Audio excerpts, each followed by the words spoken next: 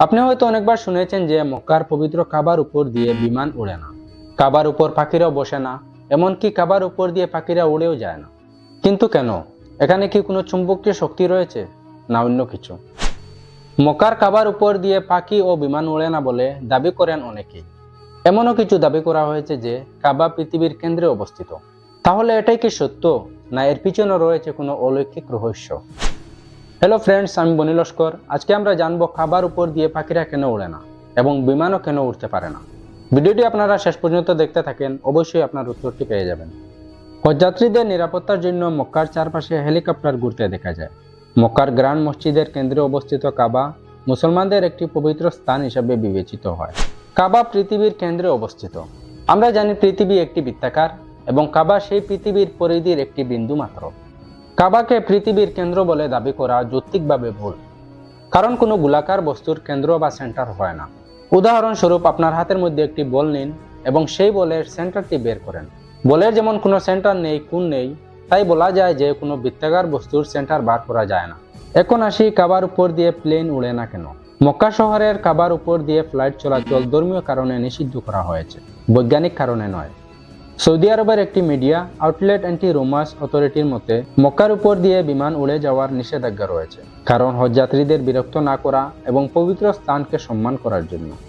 আমি যখন রিসার্চ করেছি, আমি বেশ কয়েকটি রিপোর্ট পেয়েছি যেখানে বলা হয়েছে যে জরুরি অবস্থার সময় হজযাত্রীদের নিরাপত্তার জন্য মক্কার চারপাশে হেলিকপ্টার ঘোরাফেরা করে। জুলিয়ান আউবার্ট নামের একজন বিশেষজ্ঞর মতে, বিজ্ঞানীরা এমন কোনো চুম্বকীয় অসঙ্গতি খুঁজে পাননি যা মক্কার জন্য বিশেষত্ব। চুম্বকীয় ব্যাঘাত একটি বিমানকে উঠতে বাধা দেয় না। আমরা অনলাইনে এমন কোনো বিশ্বাসযোগ্য প্রমাণ পাইনি যা বলে যে মক্কার কাবার উপর দিয়ে পাখিরা উঠতে পারে না। আমরা সোশ্যাল মিডিয়ায় বেশ কিছু ভিজুয়াল পেয়েছি যেখানে দেখা যায় পাখিরা কাবার উপর দিয়ে উঠছে। এমন কোনো বৈজ্ঞানিক প্রমাণ নেই যা কাবার উপর দিয়ে পাখিদের উঠতে বাধা দিতে পারে। পবিত্র কাবার উপর দিয়ে বিমান উড়ে না এর আরও একটি কারণ, মক্কা শহরে কোনো বিমানবন্দর নেই। পবিত্র কাবার উপর দিয়ে বিমান চলাচল না করার দ্বিতীয় কারণ হলো, সৌদি সরকার মক্কা শহরটিকে তার সম্মানের জন্য বাণিজ্যিক ফ্লাইটগুলোর জন্য একটি নন ফ্লাইং জোন হিসাবে শ্রেণীবদ্ধ করেছে।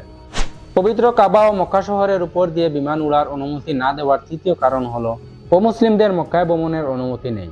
যদি বিমানগুলিকে ভ্রমণের অনুমতি দেওয়া হয়, তবে অনেক অমুসলিম আকাশপথে মক্কা অতিক্রম করবে।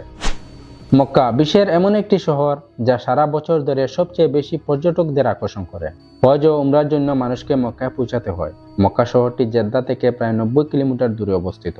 মক্কায় একটি নতুন বিমানবন্দর তৈরি করা এবং ফ্লাইটদের ক্রু ট্রানজিট সিস্টেম এবং কর্মীদের সাথে বিল্ড করা একটি উপযুক্ত ধারণা হবে না, তাই মক্কায় কোনো ধরনের বিমানবন্দর তৈরি করা হয়নি।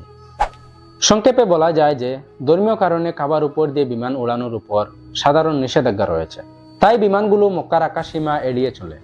এখানে কোনো চুম্বকীয় আকর্ষণ অথবা কাবা পৃথিবীর কেন্দ্রে অবস্থিত, এইসব তথ্য ভুল।